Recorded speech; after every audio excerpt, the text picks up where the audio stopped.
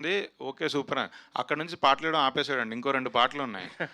సర్లే అన్న చూద్దాంలే అన్న మోడ్‌లోకెళ్ళిపోయాడు. ముందు మిగతా పాటలు కంప్లీట్ చేయాలండి అర్జెంట్‌గా. కానీ ధీరజ్ గారు మీకు సగం పీఆర్ చేసి పెడుతున్నాడు బ్యాక్ ఎండ్‌లో. ఎవరు ఫోన్ చేసినా సమ్మర్ హాలిడేస్ నెక్స్ట్ అద్దిరిపోతుంది సార్ అని మీకు బాగా గట్టిగా సపోర్ట్ చేస్తున్నాడు. అదైతే ఆ విషయంలో కొంచెం ఎక్స్‌ట్రా పేమెంట్ కూడా ఇవ్వచ్చు మీరు. అందుకే నా దగ్గర ఇంకో 2 సినిమాలు కూడా కమిట్ అయ్యాడు. చేస్తున్నాడు. లాక్ దొరికేసావు షింజిత్.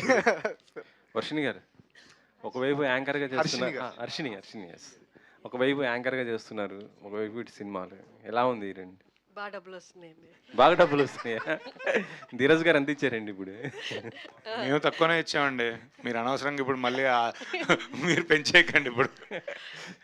గిరిగారు గిరిగారు మీరు మీరు ఇండస్ట్రీకి రావడం అనేది కొంచెం చెప్పుకోవాల్సిన విషయం. ప్రత్యేకంగా మీరు పాలిటిక్స్లో ఉన్నారు, పక్కనే మహానాడు కూడా జరుగుతుంది. ఈ టైంలో మీరు ఇక్కడ ప్రెస్ మీట్ పెట్టి ఇప్పుడు ఇది అయిన తర్వాత ఇమీడియట్గా వెళ్ళాలండి, విజయవాడ వెళ్ళాలి. ఏంటంటే ఇండస్ట్రీ ధీరజ్ గారితోనే అసోసియేషన్ వాళ్ళు రావడం జరిగింది. ఎట్లా ఈ సినిమా అది? అంతకు ముందు ఒక షార్ట్ ఫిల్మ్ ఒకటి తీసామండి, అవినాష్ పెందుర్తి అని. సినిమా వాడు అని ఒక షార్ట్ ఫిల్మ్ తీసాం. అది 2021 కోవిడ్లో అప్పుడు రిలీజ్ చేసాం. ఓటీటీలోనే చేసాం. సో అప్పటి నుంచి కొంచెం ఇంట్రెస్ట్ అయితే ఉంది. కాకపోతే ధీరజ్ని కలిసిన తర్వాత ఇట్లా డిస్ట్రిబ్యూషన్ ఇలా స్టార్ట్ చేసాము. దాని తర్వాత ప్రొడక్షన్లోకి రావడం జరిగిందండి. మీ ఏంటి ధీరజ్ గారి అసోసియేషన్లోనే సినిమాలు ఉంటాయా? మీ ప్లానింగ్ ఎలా ఉండబోతుంది next? అవును, ఆఫ్ కోర్స్ ధీరజ్ గారితోనే ఉంటాయి. మనకు తెలియదు అసలు, మనకు zero knowledge. All the best అండి. Thank you sir.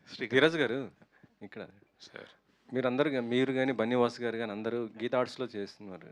ఎవరికి వారు సపరేట్ బ్యానర్ పెట్టుకుంటున్నారు ఎందుకని?